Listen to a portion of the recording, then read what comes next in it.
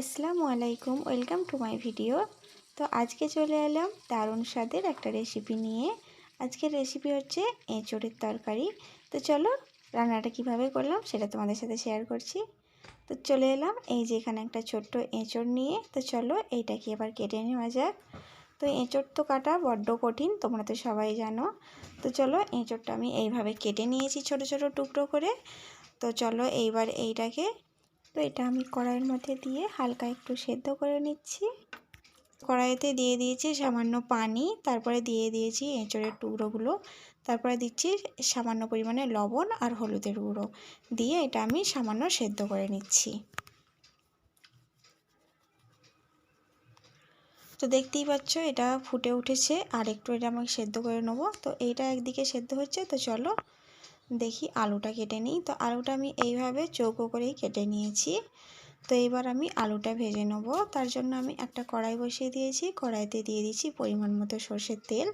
তো তেলটা গরম হয়ে যাওয়ার পরেই আমি আলুগুলো এর মধ্যে দিয়ে দিচ্ছি।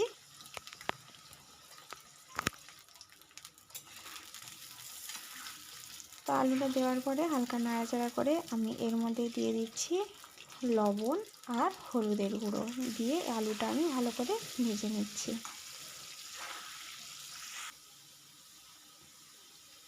তো দেখতেই পাচ্ছ আলুটা আমার ভাজা হয়ে গিয়েছে। তো আলুটা আমি আবার তুলে নিচ্ছি। ওই একই কড়াইয়ে ওই তেলের মধ্যে আমি আর একটু সামান্য পরিমাণে তেল দিয়ে দিচ্ছি। আর এঁচোড়টা রান্না করার জন্য আমি এখানে একটা পেঁয়াজ বেটে নিয়েছি আদা রসুন বাটা, একটা পেঁয়াজ কুচি করে নিয়েছি, আর নিয়েছি দুটো টমেটোকে পেস্ট করে নিয়েছি। তো তেলটা গরম হয়ে যাওয়ার পরে যে কুচিয়ে রাখা পেঁয়াজটা ছিল সেটা আমি এর মধ্যে দিয়ে দিলাম। দেওয়ার পরে সামান্য নাড়াচাড়া করার পরে বেটে রাখা পেঁয়াজটাও আমি এর মধ্যে দিয়ে দিচ্ছি। পেঁয়াজটা একটু কুচি করে দিয়েছি আর একটু বেটে দিয়েছি যাতে গ্রেভিটা খুব সুন্দর হবে তাই। তো এরপর দিয়ে দিচ্ছি আদা রসুন বাটা দিয়ে এটা ভালো করে নাড়াচাড়া করে নিচ্ছি। তো গ্যাসের ফ্লেমটা আস্তে দিয়ে এটা অনেকক্ষণ নাড়াচাড়া করতে হবে, নয়তো এর কাঁচা গন্ধটা রয়ে যাবে। তার জন্য এটা নাড়াচাড়া করার পরে আমি গ্যাসের ফ্লেমটা আস্তে দিয়ে এটা 5 মিনিটের জন্য ঢাকনা দিয়ে দিচ্ছি। চলে এলাম 5 মিনিট পর। দেখতেই পাচ্ছ এই সব পেস্টগুলো অনেকটা রান্না হয়ে গিয়েছে আর এটার কাঁচা গন্ধটাও অনেকটা চলে গিয়েছে, আর এটার কালারটা অনেকটা চেঞ্জ হয়ে এসেছে, তোমরা দেখতেই পাচ্ছ। তো এইবার আমি এর মধ্যে দিয়ে দিচ্ছি টমেটোর পেস্ট। দেওয়ার পরে এটা ভালো করে নাড়াচাড়া করে নিচ্ছি। তো সব কিছু ভালো করে নাড়াচাড়া করার পরে এর মধ্যে দিয়ে দেবো সব রকম মশলা। তো দিয়ে দিচ্ছি লবণ, হলুদের গুঁড়ো, ঝাল লঙ্কার গুঁড়ো, কাশ্মীরি লঙ্কার গুঁড়ো, ধনে গুঁড়ো আর গরম মশলা। তো দেওয়ার পরে সবগুলো একসঙ্গে মিশিয়ে নিচ্ছি। তো দেখো কালারটা এখনই কত সুন্দর লাগছে। তো সব মশলা দেওয়ার পরে এর মধ্যে আমি সামান্য পরিমাণে পানি দিয়ে এটা 5 মিনিটের জন্য ঢাকনা দিয়ে রেখে দেবো। তো দেখো চলে এলাম 5 মিনিট পর, আর মশলা থেকে তেলটা কেমন ছেড়ে দিয়েছে তোমরা দেখতেই পাচ্ছ। তো এর মধ্যে যে কাঁচা ভাব আর কিছু গন্ধ নেই। তো এরপর আমি যে এঁচোড়টা সেদ্ধ করে রেখেছিলাম সেটা আমি এর মধ্যে দিয়ে দিচ্ছি, দিয়ে সব কিছু একসঙ্গে মিক্স করে নিচ্ছি। তো অনেকক্ষণ নাড়াচাড়া করার পরে আমি এতে সামান্য পানি দিয়ে দিচ্ছি, দিয়ে গ্যাসের ফ্লেমটা আস্তে দিয়ে আমি 10-15 মিনিটের মতো এটা ঢাকনা দিয়ে রেখে দেবো, কারণ আলুটা খুব তাড়াতাড়ি সেদ্ধ হয়ে যাবে, বাট এঁচোড়ের টুকরোগুলো সেদ্ধ হতে একটু দেরি হবে। তো চলে এলাম 15 মিনিট পর। তো দেখো এটার কালারটা অনেকটা চেঞ্জ হয়ে গেছে আর এটা দেখতেও অনেকটা সুন্দর লাগছে। তো আমি দেখে নেবো এঁচোড়গুলো সেদ্ধ হয়েছে নাকি।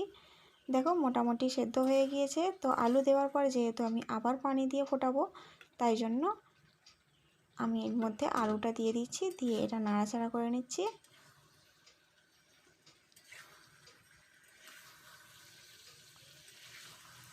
তো সব মশলার সাথে আলুগুলো ভালোভাবে মিক্স করে নিয়েছি।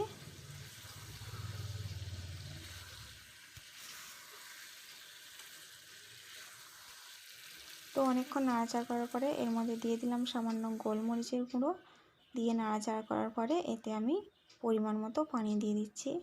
যেহেতু আমি এটাই খুব একটা ঝোল রাখবো না, গায়ে গায়ে মানে লেগে থাকবে সেইভাবে ঝোল রাখবো, তাই আমি অল্প পরিমাণেই পানিটা দিয়েছি। তো দেওয়ার পরে এটা ঢাকনা দিয়ে রান্নাটা করে নিচ্ছি। দেখো